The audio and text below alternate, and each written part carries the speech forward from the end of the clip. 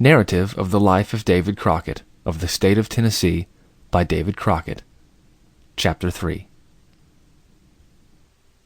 I had remained for some short time at home with my father, when he informed me that he owed a man, whose name was Abraham Wilson, the sum of $36, and that if I would set in and work out the note so as to lift it for him, he would discharge me from his service, and I might go free.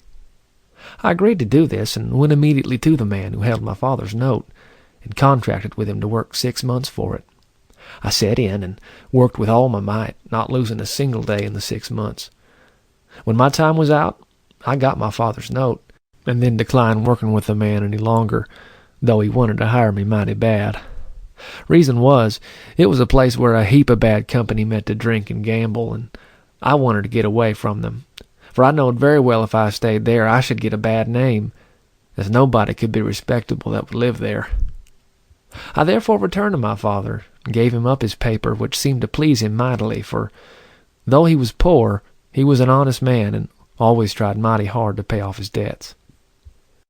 I next went to the house of an honest old Quaker by the name of John Kennedy, who had removed from North Carolina, and proposed to hire myself to him at 2 shillings a day. He agreed to take me a week on trial, at the end of which he appeared pleased with my work, and informed me that he held a note on my father for $40, and that he would give me that note if I would work for him 6 months. I was certain enough that I should never get any part of the note, but then I remembered it was my father that owed it, and I concluded it was my duty, as a child, to help him along, and ease his lot as much as I could. I told the Quaker I would take him up at his offer, and immediately went to work. I never visited my father's house during the whole time of this engagement, though he lived only 15 miles off. But when it was finished, and I had got the note, I borrowed one of my employer's horses, and on a Sunday evening went to pay my parents a visit. Some time after I got there, I pulled out the note and handed it to my father, who supposed Mr. Kennedy had sent it for collection. The old man looked mighty sorry, and said to me he had not the money to pay it, and didn't know what he should do. I then told him I had paid it for him, and it was then his own, that it was not presented for collection, but as a present from me. At this, he shed a heap of tears, and as soon as he got a little over it, he said he was sorry he couldn't give me anything, but he was not able. He was too poor. The next day I went back to my old friend, the Quaker, and set in to work for him for some clothes, for I had now worked a year without getting any money at all, and my clothes were nearly all worn out, and what few I had left were mighty indifferent. I worked in this way for about 2 months, and in that time a young woman from North Carolina, who was the Quaker's niece, came on a visit to his house. And now I am just getting on a part of my history that I know I never can forget. For though I have heard people talk about hard loving, yet I reckon no poor devil in this world was ever cursed with such hard love as mine has always been when it came on me. I soon found myself head over heels in love with this girl, whose name the public could make no use of, and I thought that if all the hills about there were pure chink, and all belonged to me, I would give them if I could just talk to her as I wanted to. But I was afraid to begin, for when I would think of saying anything to her, my heart would begin to flutter like a duck in a puddle, and if I tried to outdo it and speak, it would get right smack up in my throat and choke me like a cold potato. It bore on my mind in this way, till at last I concluded I must die if I didn't broach the subject, and so I determined to begin and hang on to trying to speak till my heart would get out of my throat one way or t'other. And so one day at it I went, and after several trials I could say a little. I told her how well I loved her, that she was the darling object of my soul and body, and I must have her, or else I should pine down to nothing and just die away with the consumption. I found my talk was not disagreeable to her, but she was an honest girl and didn't want to deceive nobody. She told me she was engaged to her cousin, the son of the old Quaker. This news was worse to me than war, pestilence, or famine, but still I knowed I could not help myself. I saw quick enough my cake was dough, and I tried to cool off as fast as possible, but I had hardly safety pipes enough, as my love was so hot as mighty nigh to burst my boilers. But I didn't press my claims any more, seeing there was no chance to do anything. I began now to think that all my misfortunes growed out of my want of learning. I had never been to school but 4 days, as the reader has already seen, and did not yet know a letter. I thought I would try to go to school some, and as the Quaker had a married son who was living about 1.5 miles from him and keeping a school, I proposed to him that I would go to school 4 days in the week and work for him the other 2 to pay my board and schooling. He agreed I might come on those terms, and so at it I went, learning and working back and forwards until I had been with him nigh on to 6 months.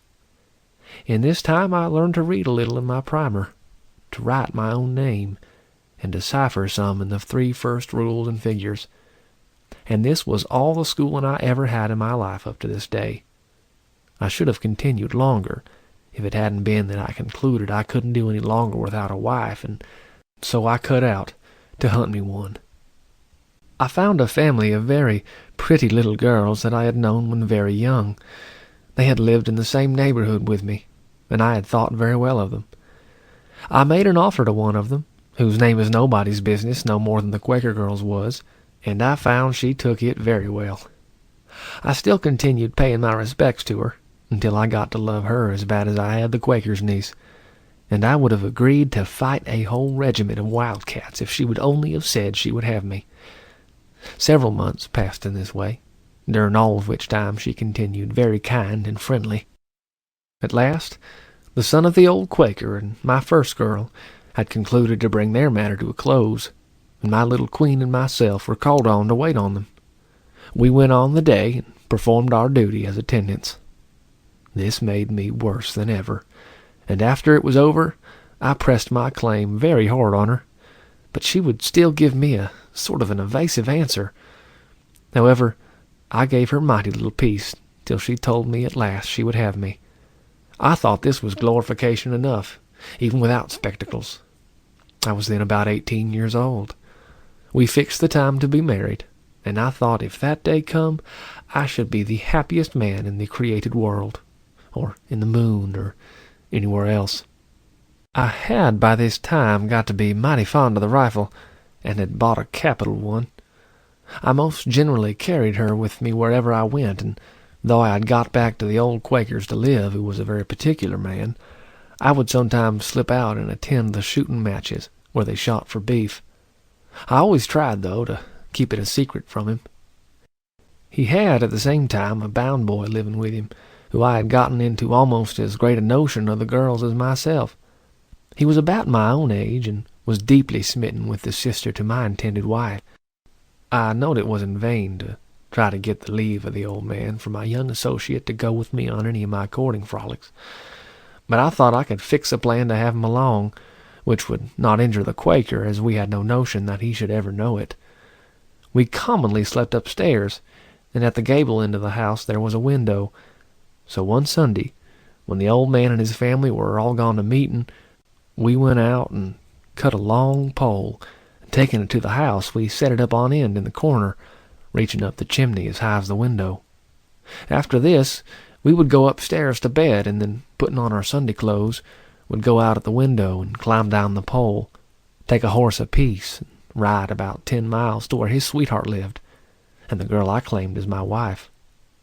I was always mighty careful to be back before day, so as to escape being found out, and in this way I continued my attentions very closely until a few days before I was to be married, or at least thought I was, for I had no fear that anything was about to go wrong. Just now I heard of a shooting match in the neighborhood, right between where I lived and my girl's house, and I determined to kill 2 birds with 1 stone, to go to the shooting match first and then to see her. I therefore made the Quaker believe I was going to hunt for deer, as they were pretty plenty about in those parts, but instead of hunting them, I went straight on to the shooting match, where I joined in with a partner, and we put in several shots for the beef. I was mighty lucky, and when the match was over I had won the whole beef. This was on a Saturday, and My success had put me in the finest humor in the world. So I sold my part of the beef for $5 in the real grit. For I believe that was before banknotes was invented. At least, I'd never heard of any. I now started on to ask for my wife, for though the next Thursday was our wedding day, I had never said a word to her parents about it. I had always dreaded the undertaking so bad that I had put the evil hour off as long as possible, and indeed I calculated they knowed me so well they wouldn't raise any objection to having me for their son-in-law. I had a great deal better opinion of myself, I found, than other people had of me. But I moved on with a light heart, and my $5 jingling in my pocket, thinking all the time there was but few greater men in the world than myself. In this flow of good humor I went ahead, till I got within about 2 miles of the place, when I concluded I would stop a while at the house of the girl's uncle, where I might inquire about the family and so forth and so on. I was indeed just about ready to consider her uncle my uncle, and her affairs my affairs. When I went in, though, I found her sister there. I asked how all was at home. In a minute, I found from her countenance something was wrong. She looked mortified and didn't answer as quick as I thought she ought, being it was her brother-in-law talking to her. However, I asked her again. She then burst into tears and told me her sister was going to deceive me, and that she was to be married to another man the next day. This was as sudden to me as a clap of thunder of a bright, sunshiny day. It was the capstone of all the afflictions I had ever met with, and it seemed to me that it was more than any human creature could endure. It struck me perfectly speechless for some time, and made me feel so weak that I thought I should sink down. I, however, recovered from my shock after a little, and rose and started without any ceremony or even bidding anybody goodbye. The young woman followed me out to the gate, and entreated me to go on to her father's, and said she would go with me. She said the young man, who was going to marry her sister, had got his license, and had asked for her. But she assured me her father and mother both preferred me to him, and that she had no doubt but that if I would go on, I could break off the match. But I found I could go no further. My heart was bruised, and my spirits were broken down.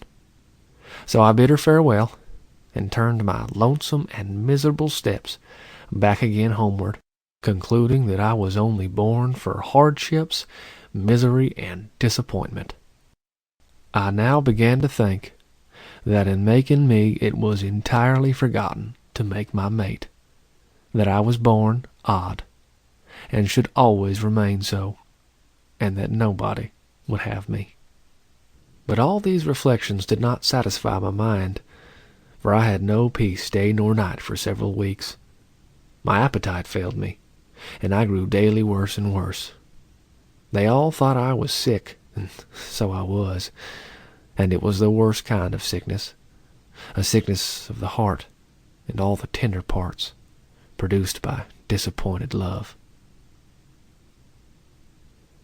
End of chapter 3.